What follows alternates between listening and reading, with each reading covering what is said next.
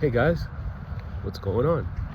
Here back again to bring you the plan on how to get the girl of your dreams. And I kind of will lay this series out in a way where I'm going to start talking about the most important talking points first. And the way that I've organized these talking points is that I want to talk about where guys fail the most. And where I think guys fail the most is rejection. Rejection is a very sting to your ego, and you have to be okay with that. You can't be one of these guys out here that the moment a woman says no, you just give up. You can't be that way. You can't be that way with women. You can't be that way with jobs. It doesn't serve you any benefit to be that way. So a lot of the times what happens is that we set ourselves up for failure in a number of ways when we approach women. And one of the ways that we set ourselves up for failure is that we don't choose the best time, the best place. And what that looks like is, let's say the best time, right? I am not going to approach a woman that's actively walking away. I'm not doing it because I'm having to chase her. Also, I'm not going to chase after a girl that's in a group of friends. I wouldn't do it because there's so many things that can possibly go wrong, guys.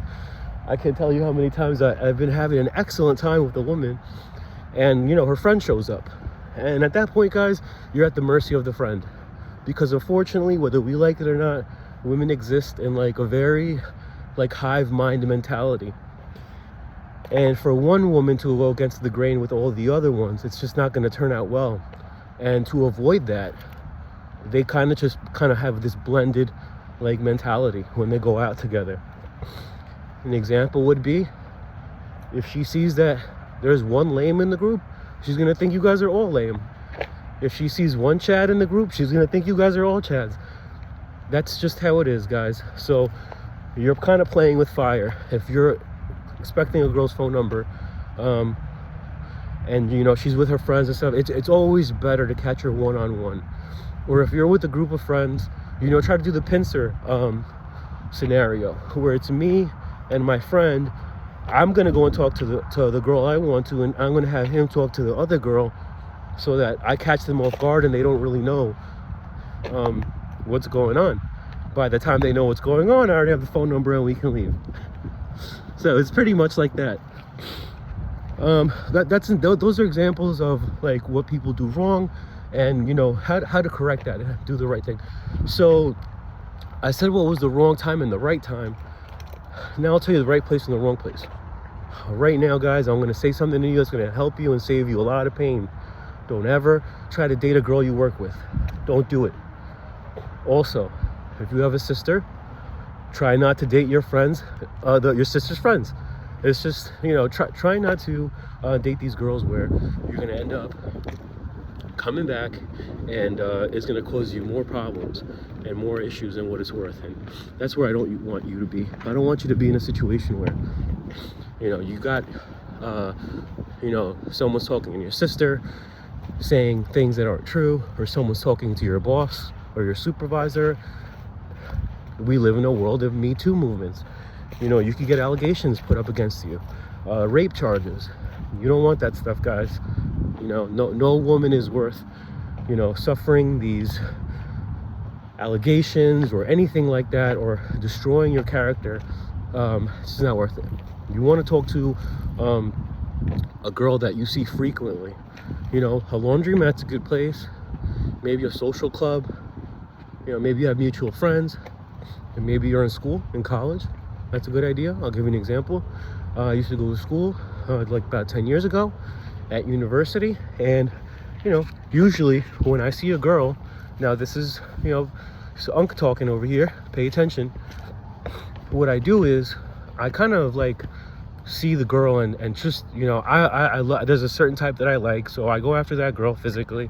There's a physical type that I like, and I kind of just start understanding her point of view and what's going on in here. it doesn't matter, and it doesn't serve me anything other than the bedroom of what she looks like. I need to know what's going on in her mentality. Is she conservative? Is she liberal?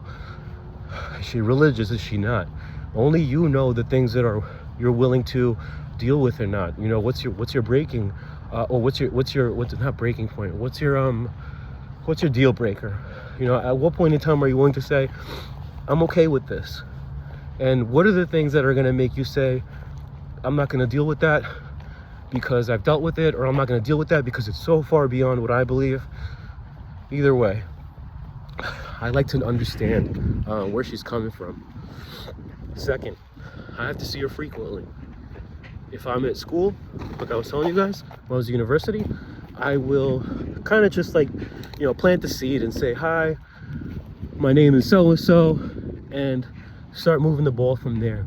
Second time, don't say anything. Third time, say hello. You want to keep it that way. Guys, don't be the guy that's like, hey, hi, good morning, how are you? How are you doing? What are you doing today? What are you doing tomorrow? Come on. You don't want to be that guy. You don't want to be looked at as that guy, and you don't want to be that guy. So I will heavily steer you away from being that way with women, because guys, what's this video about? You're gonna get rejected like that. There's also silent rejection, and a lot of the time, you know, women don't have it inside to tell you, guy, I'm not interested in you. They won't. You know, maybe you laid out your game so tight where you know, she might like you, but she's not interested in moving things any forward. So it's very important to pay attention to that silent rejection thing that I'm telling you guys, because you know, you might say, oh well, she led me on. No, dude, it was you, and you saw the signs, and you know, for better or for worse, you kind of are fighting the grain. Pay very close attention to what I'm going to say here. The girl that likes you is going to make it incredibly easy for you. The girl that likes you is going to go out of her way for you. And most importantly, the girl that likes you is going to tell you, not with her words, but with her body language. So pay close attention to those things, because you know, it's a lot of it, what it is with women is not what they say, it's what they do and how they act with you. So another talking point that I had for you guys was, you know, whenever I do get to that point where like it's not soft rejection, she's really into me, and you know, what do I do from there?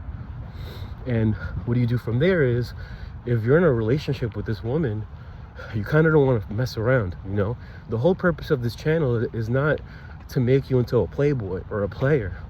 It's to lock down the girl that you really want to be with. I'm not an advocate anymore of, you know, sleeping around on women, because it just doesn't turn out well for you. It won't. You know, it may be fun and all this other stuff, but it just won't. So, you know, keeping that in mind, I also want to lay out the fact that people out there will have this notion that, you know, that a man has to be a player, or you don't have to be that way. But that's when you're in a relationship. If you're not in a relationship, you'd be very foolish to put all your eggs in one basket. So, you know, it's kind of like a burglar, where you know, I may be casing one place, I may be talking to one woman, doesn't mean I'm not talking to another one. You know, I may be talking to one girl for 6 months, it may not work out. I may be talking to another girl for 2 weeks, and it may work out. But you know, I'm casing the place. I'm casing this place, and I'm casing that place. And you know, if I just cased one place, I'd starve. So you don't want to be in a situation where, you know, you put all your eggs in one basket. And this is what a lot of guys take, that MGTOW, that frustration, that, you know, fuck these women, or they're all hoes. Guys, we're not going to turn into those guys. We're not going to turn into the guys that hate women. That's not what this is about. We're not trying to get one over on anyone. We're just trying to find a way to make it work with them, so we can one day, you know, have a relationship with someone of the opposite gender, and perhaps have children, have family, who knows, whatever it is that you're looking for. So the way that I can best explain this is that you have to have multiple projects going on. There's been many times in my life where I've spoken to different girls at the same time. I wasn't committed to one in particular, but I had to, because one would fall through. And although I really liked her, what am I gonna do? What am I gonna do, guys, if I'm really invested in a girl and I find out she went back to her ex, or she's sleeping with someone else, or whatever it is? I'm not worried about it, because I was casing this place, but I'm also casing this place. And I don't do it because I'm a bad guy. I just do it because, hey, we're not in a committed relationship yet, and it's perfectly normal to kind of just not be that invested in it. I'll close it with this last point. Guys, you have to look right. When you come out, shave your face. I know there's a lot of guys with beards out there. Fuck that. Fuck your beard. Shave your face. Get a fucking haircut. Look nice. Dress nice. You can't come out here living on foul, looking on foul, and expect these women to want you. These women have dozens of guys. I'm talking about women that men would want. I'm not talking about all women. I'm talking about the women that men would want. They have dozens of men approaching them. Dozens. Because if they're appealing to you, I'm pretty sure they're appealing to a lot of different people. So you come out the house, spray some cologne on, shower, brush your teeth, brush your teeth, brush your teeth, brush your teeth. I'm saying it because a lot of guys don't brush their teeth. One of the most common problems I've heard from women is that I can't talk to this guy because his breath smells. And all it takes is one time to not brush your teeth, and you met the girl of your dreams and you pissed it away because you weren't ready. Let's not catch ourselves unprepared when we run into beautiful women, guys, because that's a very shitty position to be in, especially as somebody who is trying to find this caliber of women, a woman that anyone would want to settle down with and make their wife. So shave your face, floss, take the time, do your freaking hair, maybe get some sunglasses, invest in your appearance. Don't come out with a hoodie looking like a bum with basketball shorts.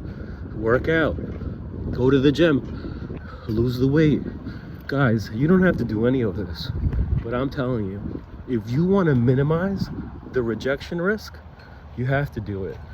Because when you're old and you can't attract anyone, you can't ever put it on the women, guys. I will almost never put shit on women when it comes to the dating world, because I know how most of these guys are coming off as